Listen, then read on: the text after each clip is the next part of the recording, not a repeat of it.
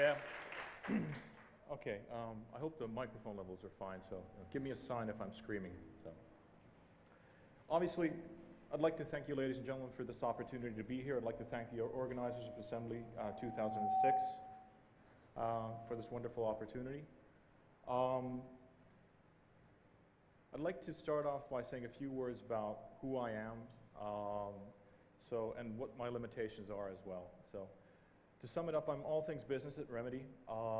I'm not technical, and I couldn't draw or create art if my life depended on it. So please don't ask me too technical questions. I'm sure everybody in this room can beat me in that field, and the same goes for pretty much anything art related.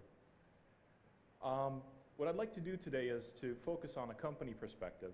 So look at it from perspective of setting up a company, getting into the games industry. This isn't a talk about finding a job in the games industry or creating games. So if you want to create games, there are a lot easier ways to create games than setting up a company, because you'd be surprised how little setting up and developing a game company has to do with developing games. There's a lot of other stuff that goes into it. And that's why they need people like us. So, do you actually have the topics for the, well, yes you do. That's good. And my focus will be commercial. I realize there is a lot of valuable and active hobby activism, especially in this forum, but my focus will be commercial, i.e. is it profitable, is it sustainable, can you make a living out of it, and are people willing to pay money for it on a commercial forum? So that's the approach that I'm taking, so there's certain limitations there. There's quite a few of us here, so I think it would be probably better to take questions at the end of this talk. What I'll try to do is to leave ample time for that. I certainly don't have any cookbook solutions, and you don't need to agree with me. So, but what it will do, hopefully, is to stir up your own opinions and make you think through your own logic as well. So, and that's always a good thing. Dialogue is good.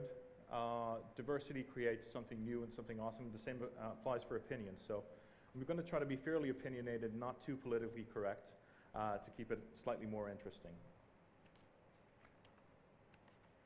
So, for those of you who studied history or are fans of military history, you'll know the Maginot Line. After World War I, the French decided that they needed a fortification against the Germans. So they built this fantastic fortification on their border, which was stacked with the newest guns, the newest bunkers, and it was long, it was large, and it cost a lot of money. The unfortunate effect was that during World War II, when the Germans attacked, they went around it. And the French were there, they were intact, and they were forced to capitulate and surrender in May 1940 when the Germans had overrun the country. So basically, the lesson from this is, in World War II, you can't fight with World War I tactics. The same applies for games. So 1996 to 2006, things have changed, and that's the central theme of the talk. So basically, in '96, a few guys could set up a company, build a mainstream game, get people to pay decent amounts of money for it, and to break into the industry. The same thing won't work the same way in 2006. I'm not saying it's impossible, and I'm not saying it can't be done, but I am saying that there are certain tactics and alternatives that make it a lot more likely, and new approaches. Before we get there, I'd like to say a few words about Remedy, and I'd like to look at the games industry in brief. Before we start on that, how many here are working on games as a hobby or in a company? Okay, that's a fair bit. How many of you have considered yourself entrepreneurial or working on a team where, well, you're not working for EA or Microsoft or Nintendo?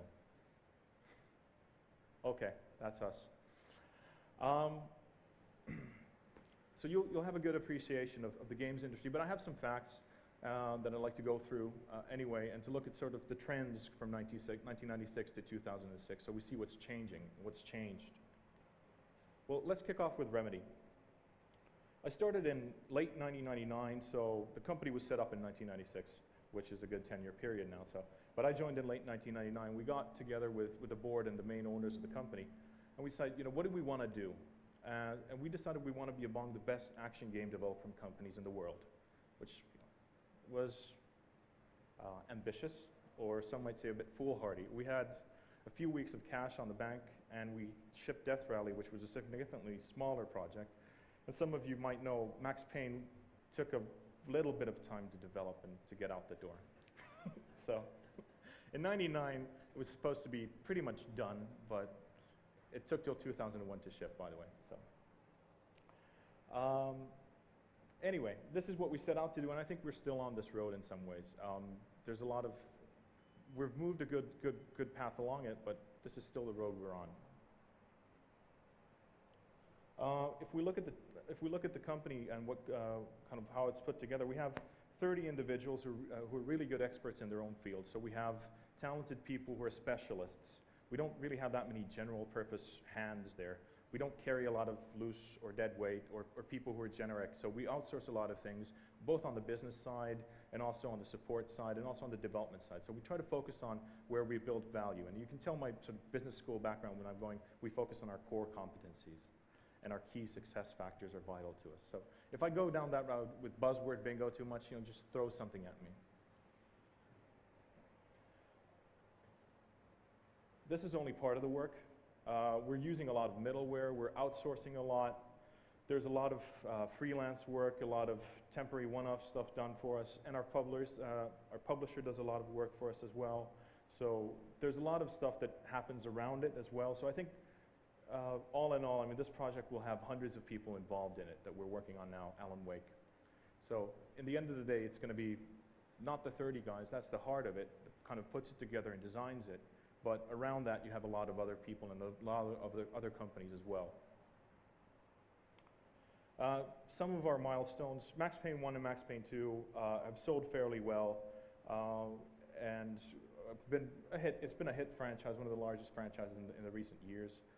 We've also established the IP in such a fashion that it created quite a bit of value, and we sold it in 2002 with 3D Realms to Take-Two Interactive for a fair sum of $43 million in shares and cash. Right now we're creating Alan Wake, which is a psychological action thriller. It's going to be published by Microsoft, so that's my Microsoft plug, on 360 and Vista. It's an ambitious project. We have some pretty hard targets for ourselves, and there really isn't room for any complacency in the team, so there's quite a bit of hunger to outdo what we've done in the past. I don't want to get into Alan Wake too much at this point, so I'd rather focus on the topic at hand, not pimp our next title. So if we look at the games industry in brief, we've seen some of the statistics. We know that average gamers are pretty old, and these are the things that some of the mainstream magazines write about. Say, have you realized that adults are playing games? Well, we know it already, but the average age in the States is about 30. In terms of the Finnish market, so might be of interest for most of us in the audience, was 68 million in 2004. 70% in consoles, 30% in PC. That's actually a shift from PC. Used to be about 50-50 in the first years when I started, so early 2000s. And we've gone into a more sort of console-focused market as well. I don't need to tell you about the different platforms and different games. There are different kinds of games. There are games for old people. There are games for young people. There are games that try to be games for girls. There are strategy games, action games, sports games. The net is filled with nice little statistics on those. You can get them from there. And there are different platforms with different appeals for different folks. But if we go along a bit and we look at the worldwide size of the market, there's a lot of talk about this as well. It's about $20 billion. And obviously the dollar exchange rate always influences. So when the media says it's 20 billion euros and the next year it's not 20 billion euros, it's a bit under or over the dollar rate, because all the statistics are in dollars anyway. You can see the market is fairly well divided between North America and Europe. North America being USA. Japan has a fairly good sector there, and the rest of the world is fairly small. It's showing decent growth, and we can also see that the European market is expanding quite nicely. What this doesn't show you is, this is game software sales, and I think this is retail game software sales, so that's only part of the equation. We'll get to the other part in a bit. The mainstream doesn't buy that many games for the console. So these are tie-in ratios. You'll have months on one axis, so that's a month from the launch. And then you'll have how many games they're buying. So on average, within 2 years, they're buying from 4 to 6 games for their console. That's like 2, maybe 3 games a year. So for this audience, I think most of us are going, we buy quite a bit more. But that's where the average is at. So they're not buying that many games. And this is a slide that I'll spend some time laboring on. When they're buying them, they buy the key titles. So if we look back into 2001, and I'm going to just labor this point a bit because it has profound implications. Which percentage of games brought in 70% of the money? 70% of the money in 2001 came from about 15% of the games, right? Now in 2005, 7.5% of the games are bringing in that same proportion of money. So that means that the top end has just gotten twice as small proportionally. The big guys are winning bigger, the revenues are getting bigger, and the rest, well, they're losing bigger. A couple of things I'd like to say here as well. I think you're a bit like me, that you play a fair bit of games, and after a while you kind of go that you're familiar with them, and you're looking for something new, and you find something interesting, and you think it's the hottest thing since sliced bread every now and then. Quite a few of our team members are like that. But you shouldn't you shouldn't confuse your own personal preference with actual commercial success. So some statistics on this one. You'll like this. Is everybody familiar with the concept of Metacritic, or sort of the average rank? Well, let's call it the average review score for the title. So on Xbox, Simpsons Road Rage had an average score of 61.5%, sold 750,000 units. While Panzer Dragoon Orta had an average review score of 90%, and it sold 250,000 units, a third of that. So good games will sell. Good games will sell. Well, no.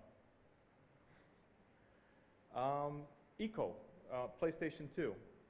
Everybody, well, quite a few loved it. Average rating of 90.5, and it sold 540,000 units. That's half of what a Tetris clone, Tetris World, sold at an average rating of 60. There's other examples as well. Prince of Persia, only a third of what Spyro Enter the Dragonfly sold. And Spyro was ranked at 49% out of 100.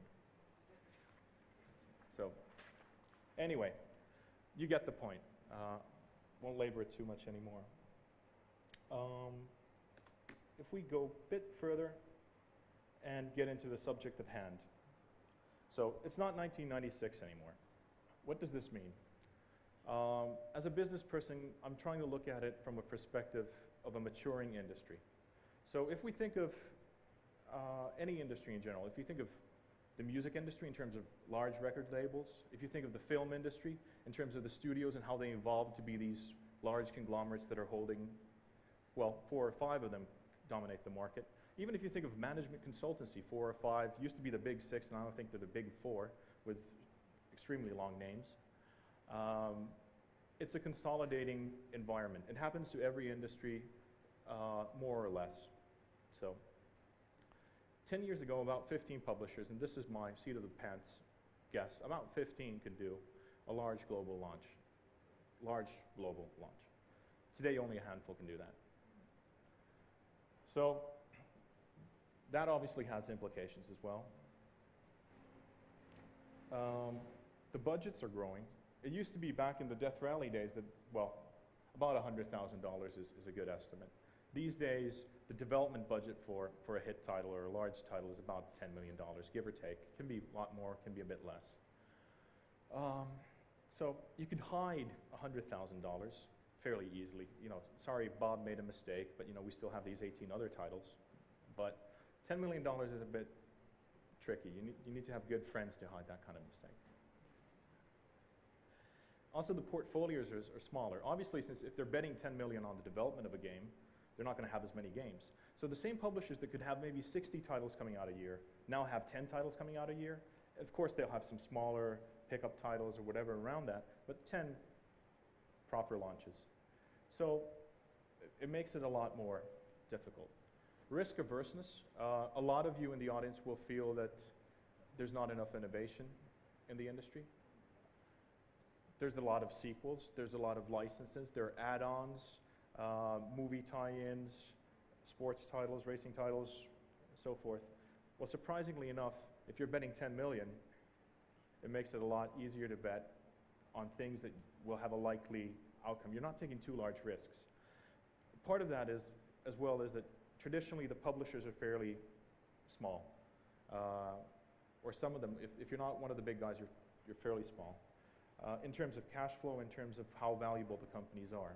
So that's a business aspect driving it. I don't want to go too far down the road of exploring that, but it's clear that if you have 100 million in the bank, you don't want to bet 30 million on too many things. And why do I say 30 million when I just said that the development budget is 10 million? Well, the thing is that the development budget is not the cost. You need 10 million in marketing, then you're going to have 10 million in overhead for testing, technical support, and the people who you need to employ at the publisher's end for running the infrastructure and doing all this stuff. So if you're making $30 million bets, surprisingly enough, not many companies can stand many bets go wrong that way. So hence the structure. And if you look at it from films, it's not uncommon to see certain films that are more like other films and sequels and so forth. So there's also vertical and horizontal integration. I do apologize, I should have probably used different words for that, but basically, if you look at the value chain, Electronic Arts bought Criterion, who are makers of renderware, for example, so they go up into the technology side of the value chain a bit. THQ, a publisher, buys Relic, a developer, of sort of getting more of the development in-house. Both are happening. Microsoft has bought Lionhead. EA has, not that long ago, acquired DICE in Sweden and so forth. There are various examples of this happening all around. Those are just some of them. It's a hits and big franchise. I mean, the market is growing, but it's fueled by hits and big franchises. And there's more polarization in the market. It's revenue-driven, not cost-driven. And this is something you need to understand, especially if you're running a company. It's hit-driven, it's not cost-driven for most things. Obviously, cost is a factor, but what do I mean? A hit title can bring in, say, $100 million to the publisher. And that's not the largest titles, but $100 million. So do they fundamentally care whether it costs 6 million, 8 million, or 10 million to do, as long as they can make 100 million? The overriding priority is to ensure that you make 100 million. So it's not cost-driven.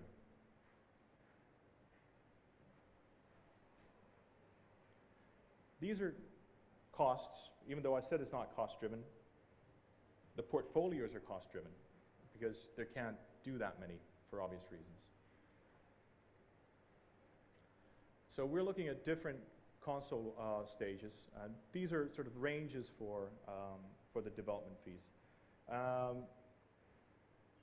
These budgets are, I think, on the low side, at least for recent years. These are estimates. These are across the board. So you'll have a lot of licensed games that are not that innovative, where you're changing the graphics and taking the gameplay mechanics from something else and basically going forward with that. I'm not saying that you can't get to the same quality as everybody else if you're a bit smarter, but these are the ballpark figures of where you're going. So for example, with Max Payne 1, the use of graphic novels, have you guys, I mean, how many have actually played Max Payne 1? Okay, so, okay, fairly few. So the comic or the graphic novels between, that narrate the story and take it forward, a good creative choice, but also a sound business choice. Because if we would have put all that into cinematics, it would have cost a lot more. It also separated the game from other games, and it was a good way of telling the story, but it was also cheaper. So you can do things smarter. Don't do me too things, so focusing the title, doing smart things. You can do stuff like that, but it'll only take you so far. Because in the end of the day, the gamers will expect a certain level of production value. That's what I'm going to call it, production values. Okay. There's a phase of natural selection as well. in a maturing industry. And now I'm looking at it from an independent developer point of view. In 2002 or 2001, can't remember which, I think it's 2002, about 20 independent developers went out of business in the UK. Some of them were really experienced, had some good titles, and made games that we've all loved and played in the 80s and in the 90s. But they went out of business. So the experienced guys are not surviving. So entry into the industry must be daunting. This has always happened, so it's not all doom and gloom, but it is accentuated in this mature stage. The number of developers is going down in general. This is normal from other industries too. And something we know from organizational theory is that an entity's internal complexity has to match the environment's external complexity. What does this mean? So if you think of basic Darwin, if the surroundings are getting more and more complex, to survive in that surrounding, the organism must get more and more complex too. Or it'll be marginalized, or it'll die. So that's a company perspective of looking at it. For us, this means various things. I don't mean to bore you, but all of a sudden, tax planning, hedging, legal issues, IP protection, processes, data management, your development methods become more and more important because you're no longer dealing with a few guys in a cellar. You're dealing with a complex environment and a complex game. And it's getting more and more technically challenging as well. And just to put some figures, and these are sort of seat of my pants calculated, I asked around a bit and sort of took a jab at it and say, Death Rally was roughly about a 100-man-month project. Alan Wake is probably north of 2,000 man-months internally, so, or thereabouts. So it's 20 times larger, but it's also more difficult.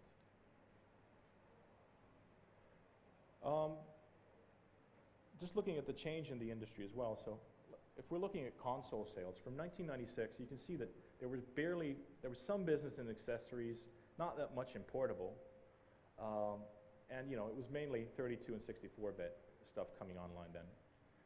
Right now, if we're looking at the forecasts, portable is actually becoming quite huge, so handheld is something to be reckoned with.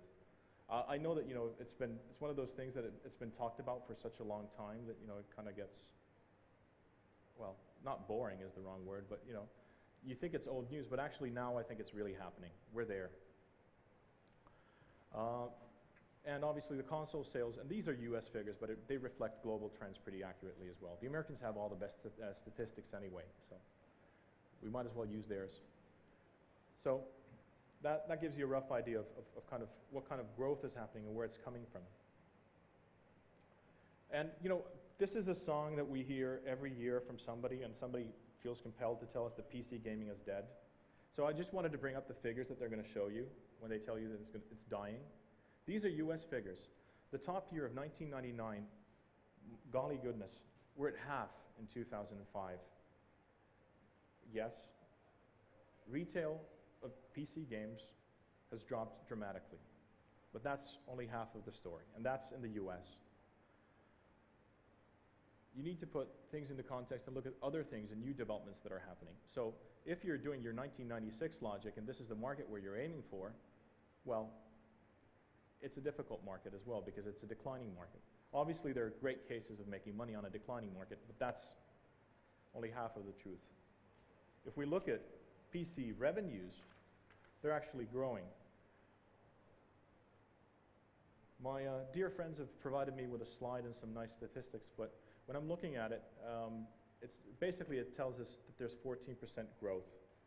So CAGR is compounded annual growth rate. So let's just call it growth for the rest of us. Going from 6 billion in 2005 to 12 billion in 2010. It's coming from subscriptions, it's coming from digital downloads. World of Warcraft, anyone? Yeah.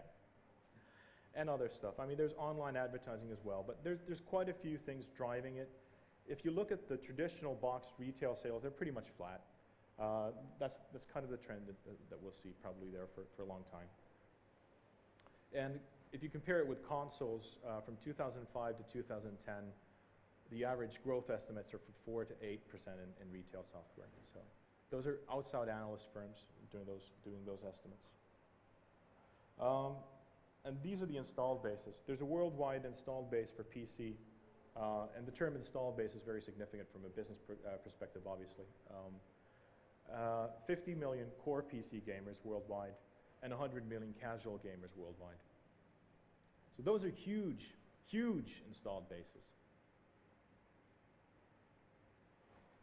I think Microsoft announced at E3, and they were very happy. It was an impressive result to have, I think, an installed base of 5 million.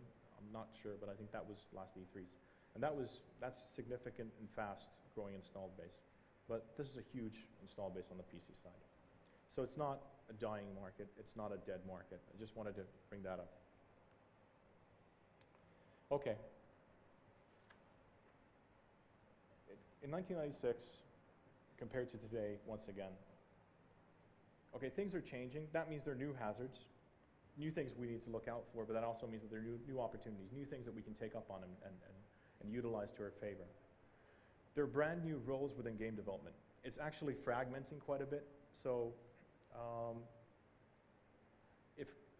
if we look at the movie model where you have a production company that brings together a film crew, casting agents, actors, and what have you, for that film, gets them together, directs it, takes care of it, and then dissolves.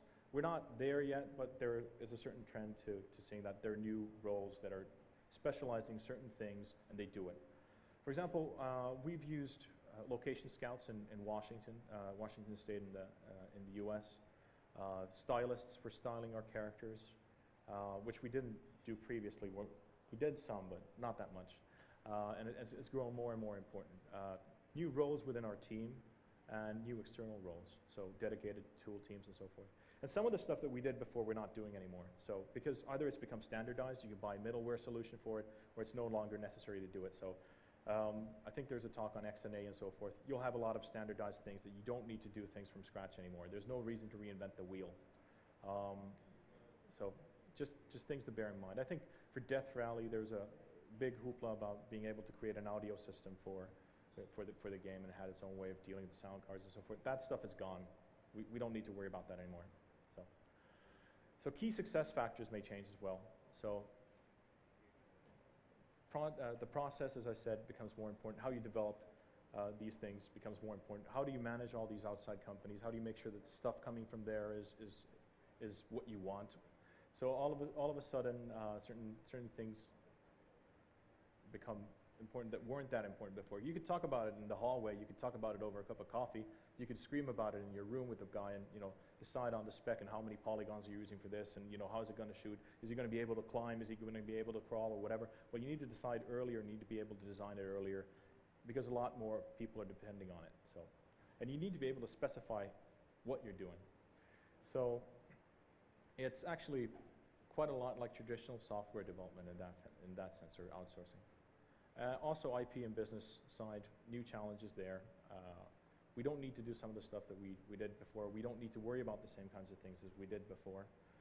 I'm sure we'll have cash in 4 weeks, but we need to worry about our dollar exposure or minimize that if we have income in other currencies and if it changes value. We need to be able to make sure that we can protect our IP, that we've trademarked it in the proper fashion, we've done our due diligence and stuff like that. So there's things to bear in mind that they were always important, but they were getting more and more important as it becomes a larger and larger business. Okay. Alternatives and tactics. So I'm postulating, my theory is that you can't do what you did in 1996 in 2006 anymore, because for various reasons, as we've seen. But what could you do? What are the alternatives? What are the tactics? I'm going to talk a bit about these and throw them out, hopefully with some sort of examples as well. So you could find a small part of the development process that you focused on. Say you and your friends were excellent at creating and designing and modeling characters and texturing them. Well, for example, for us, we need a lot of characters in a short space of time. We're not going to have all those modelers waiting for those character specs to come. There's going to be outside firms working with us to create those characters according to our spec in a short period of time. There are actually companies out there that are good at doing characters. There are companies out there who are good at doing cars. You could do cinematic effects. There are companies providing foliage middleware and such. Brand new roles. and things to think about. As opposed to owning the entire development process, maybe you only want to own a piece of it and be the best at that. Smaller scope, live arcade and casual games. Live arcade, I think, is fantastically exciting. Obviously, have a 360 at home and have been playing it quite a bit, but it also presents the opportunity for smaller teams to get into the mainstream's living room, which is unique. I mean, that hasn't, the 360 is there in the living room. There's a way to pay for it, and they can download your game. What makes it especially attractive is that they're obviously looking for quality content. There's a lot of people wanting to provide it, but what they want is the best possible game for their platform. They don't care where it's going to come from, as long as you're submitting a good concept. Plus, the traditional side, if you're looking at the traditional publishing angle, depending on various factors, usually the publisher takes 2/3 and you end up with 1/3. I think it's the other way around with live. So if you're taking home 2/3 as opposed to 1/3, roughly, then that's a good idea to look into that as well. Direct distribution. Our friends at Frozen Byte did this with Steam also. They had a box copy as well, but they did this. For example, Darwinia was very successful, so doing direct distribution. Serious games, there's so many slogans and websites out there, serious games are serious business and so forth. Those are things to consider as well. There are quite a few articles written on that. They're used for education, they're used for advertising, they're used for promotion. They're also used by, well, military for various things. If you don't have any moral qualms with that, that's a good business to get into as well. But there's a lot of interesting games. We are leading the way in certain areas where other fields, we're years ahead of them. Where they say that well, we've been able to model this house where you can get into, and then when you press this button, it opens up the door. And you call anybody who's done a mod for Half-Life, and they can do that overnight. And you provide them with something that they're going, well, could we have interactivity? Well, we have physics. And then there are things that we lead the way on. So I don't mean to put them down, but there are certain things that they're not aware of that young guys interested in games, young guys and girls interested in games can do. You could create middleware and tools instead of games. That's a tough challenge because obviously there's reliability issues. Nobody wants to be reliant on some tools. So key large tools, probably that train is left already. Rendering engines, large portions of that. That's probably gone. Physics, probably owned already, but maybe not. But there are people writing smaller plugins, for example, for 3ds Max. There might be 2 guys in Texas who are really good at doing small customizations for existing tools, and you want to buy from these guys. Not that, well, I think they were actually in Nebraska where we bought some software from. But anyway, they're the 2 guys who do good plugins. They could be from here, they could be from anywhere. So basically, that's something to consider. This doesn't really belong to any of these specifically, but it belongs to every topic. On focus, I could talk about that for hours, but I shouldn't focus on focus. So it's important to cut Me Too features in design. And also within your company's focus. If you're doing a lot of things, why don't you cut the things that everybody else is doing unless they're really setting you apart from everybody else and they're really vital. Some stuff you need to do, but if you really don't need to do it, why don't you focus on your strengths as opposed to your weaknesses? Becoming okay at everything doesn't really make you successful. Being the best at something, or really a heck of a lot better than everybody else, makes you successful. You could choose a smaller platform, and I use smaller. I'm a bit careful with that because mobile phones are a huge market, and they're growing as well. But there's still, the barriers to entry aren't as large as with, for example, 360 or will be with PlayStation 3 or Nintendo Revolution. Also, there's some great examples in the Nordic countries on finding a niche and owning that in terms of development. So Paradox from Sweden, who did Europa Universalis and Hearts of Iron and some other stuff, they've specialized in doing historical games. I don't know them personally, but I'm a big fan of their work in terms of the business side and looking at their games as well. But it's a small company. The guys are specialized in doing their own kind of game, and they own that market. And they have a solid fan base that they feed and take care of. And they also do direct distribution or or regional distribution deals. So they don't have a traditional publisher setup. But it's a small enough niche that not everybody wants to enter there because they've built up their expertise in that area. So for the large guys, it's not a large enough installed base. I don't know how much they're selling, but if you're selling maybe 100,000, 200,000, the big guys aren't going to enter. But it might be really nice money for a smaller company. Modding and developing, I think this is an old way of entry, but it's a great way of entry as well. I had the privilege of talking to some of the guys from Tripwire some time back. They won, I think they won the do something on, or make something Unreal contest, yeah, with Red Orchestra. And I'm not revealing any secrets because I know he said this in public, but when they launched on Steam, they've developed it for quite a long time. It took them 4 days to recoup their advances or what they've spent on it. 4 days, you know. That's a nice cash flow thing, because if you talk to anybody who's worked in traditional games and with a retail and so forth, you're not seeing your money for a very long time because there's a long chain of retailer to wholesaler to publisher to publisher to publisher to publisher to developer. So eventually the developer sees his cash. But you get the gist.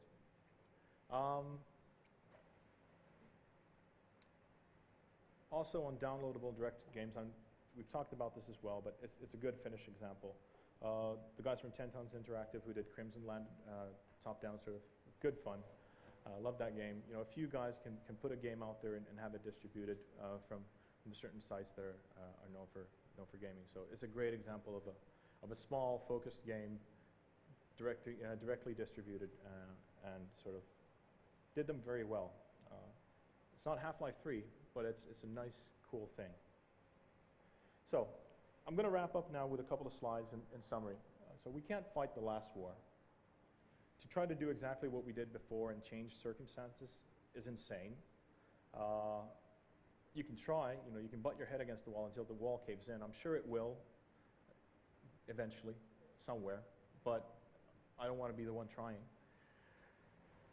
To put things into sort of concrete terms once again, previously it was 10 guys in a cellar for a year to make a mainstream game, possibly if they were good and had good cooperation.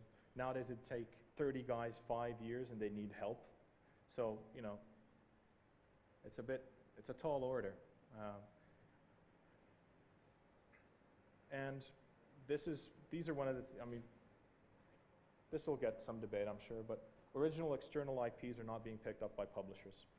Kind of could say it that way, but really in the current circumstances, unless you have pretty much a done game or something that is there, it's very difficult to get it picked up. I won't say impossible because nothing is impossible, but it's very difficult.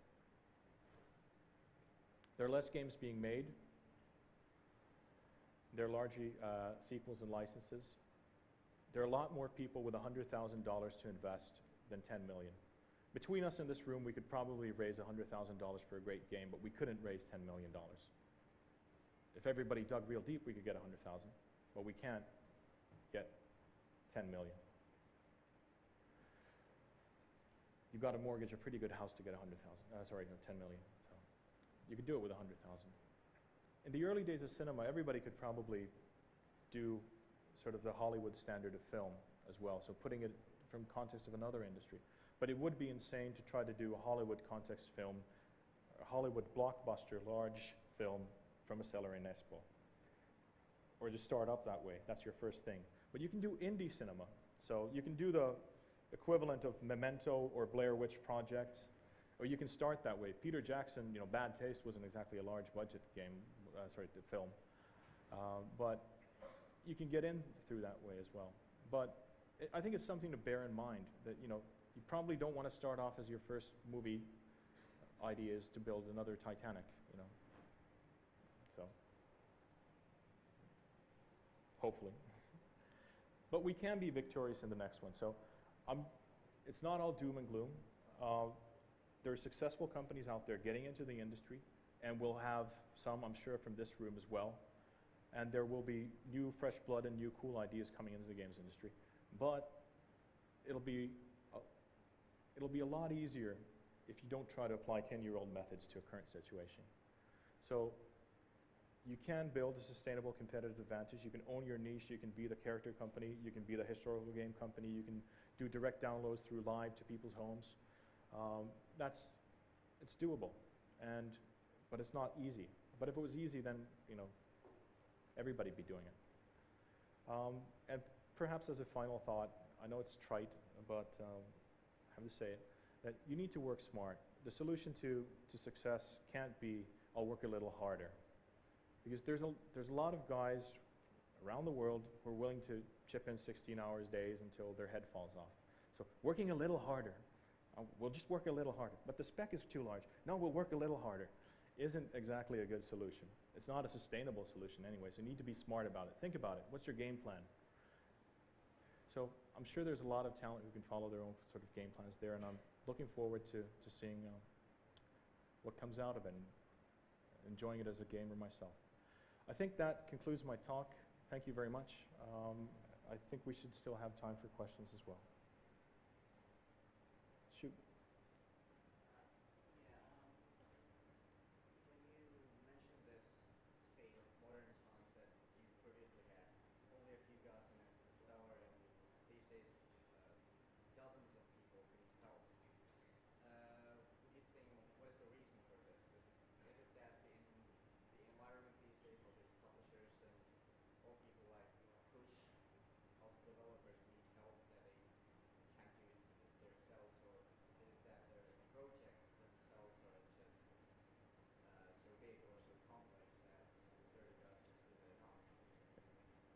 That's a good question. I mean, so basically, I mean, what's the fundamental reason? Why do we need such large teams, and why do we why do we feel that they need help?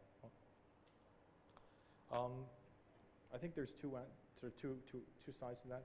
I think the primary driver is consumer expectations, consumer expectations of what we see of games out there as gamers, and then the other side of that coin is that as developers, if we start out to meet those expectations and create what's out there in the market, if you want to do another GTA with Battlefield 2, like whatever, AI squad tactics, because you've seen these, we're combining higher and more ambitious goals as developers. So I think, I'll put it this way. The most common answer from, question you'll hear from anybody in the industry who's been around for the publishing end or the developer end is, what have you shipped? So you contact them, you say you're a game developer. The question is, what have you shipped? And everybody respects shipping. It doesn't matter if it's Spyro the Dragonfly entered whatever, 49. You've shipped something. You've completed a project. Maybe you only had 3 months to do 6 months job, but you shipped something. So I think the focus is on finding realistic targets for those projects. I think if you set out to do something that takes 2,000 man-months to do in a cellar, then you're not going to be able to do it, because you're not going to have 2,000 man-months to do it. By the time you finish it, we'll all be 45-ish. So aims today are higher? Yeah, I think so. Yeah, I think public expectations, and it reflects on the team's expectations as well, where they. Yeah, I think that's a good summary. Thank you for summing it up. Sorry, shoot. How do you find the freelancers and the other companies you work with? That's a good question. Depends on what we're looking for. So, for example, oh, sorry, yeah, that's a good point. So, how do we find freelancers and the other people or other companies we're working with?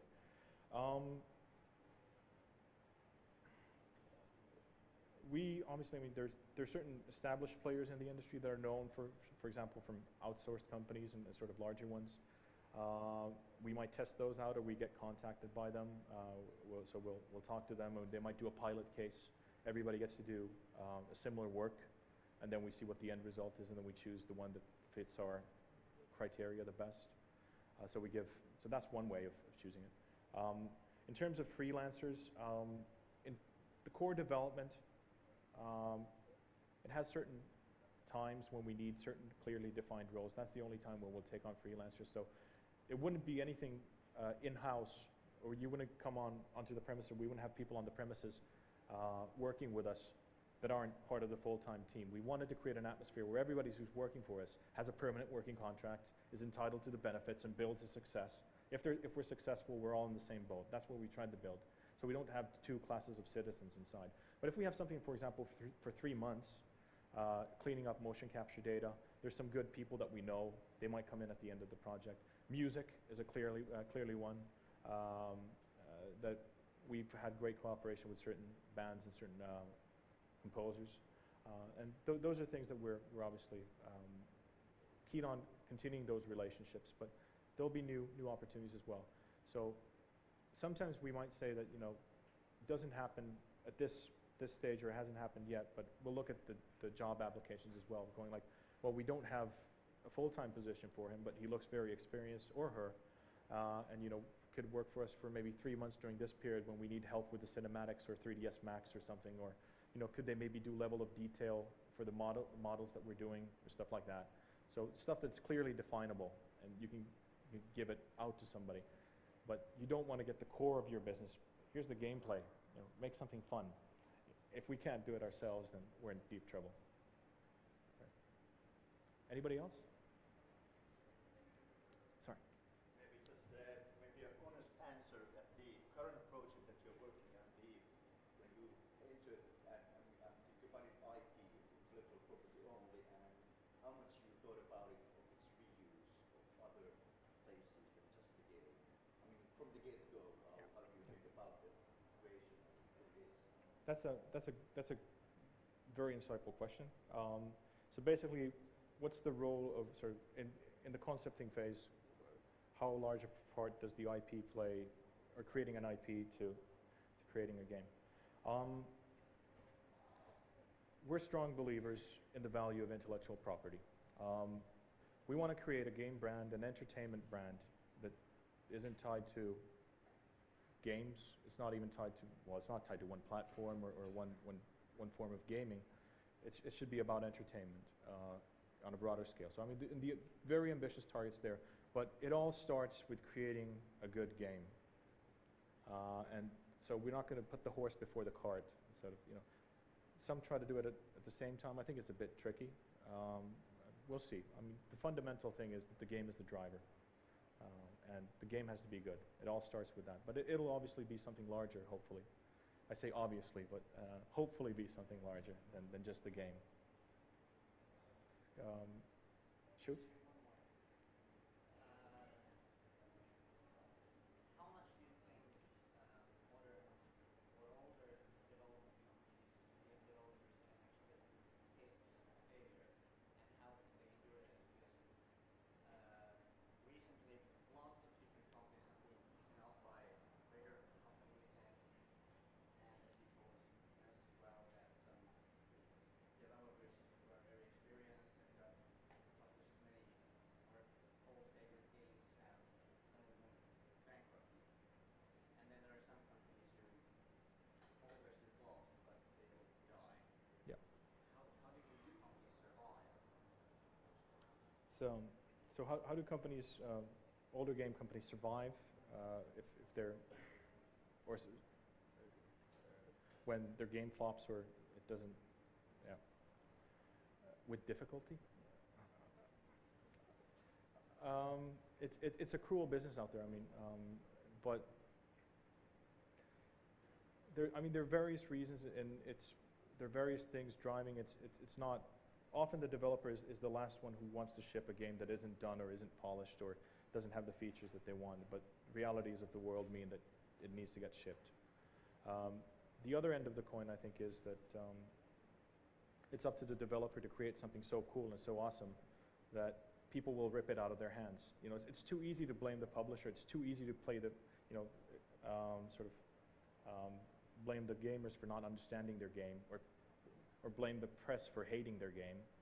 But, you know, I think you should look inside first. So, but also when we looked at the review scores, great games are failing. So, you know, this is actually something I could a couple of words on that. I think we have two criteria for success. So how many people do we entertain, and how well do we entertain them? So that's sales numbers and average score. So that's a combination of both. We want to entertain the most amount of people in the best possible way. So you can have a great game, but it just doesn't sell. And that's usually when the developer turns around and says it's the marketing fault. You know, the publisher didn't market it.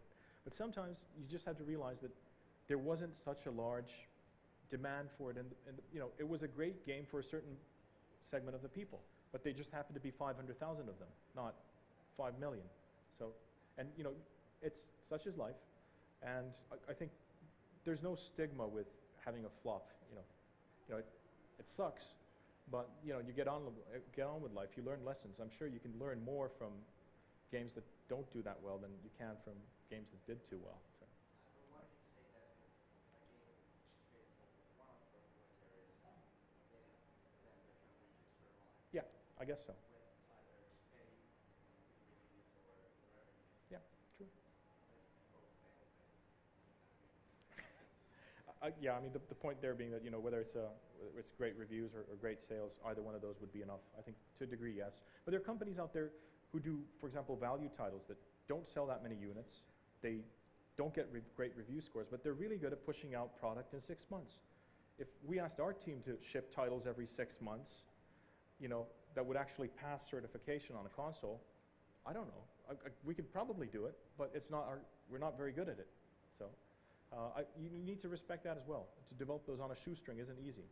So, you know, if somebody wants another licensed game coming out for a movie that's coming out in 6 months, but really you need 18 months to develop it, but you know, you kind of need to make it happen, then you get 49% review score, but it ships. So,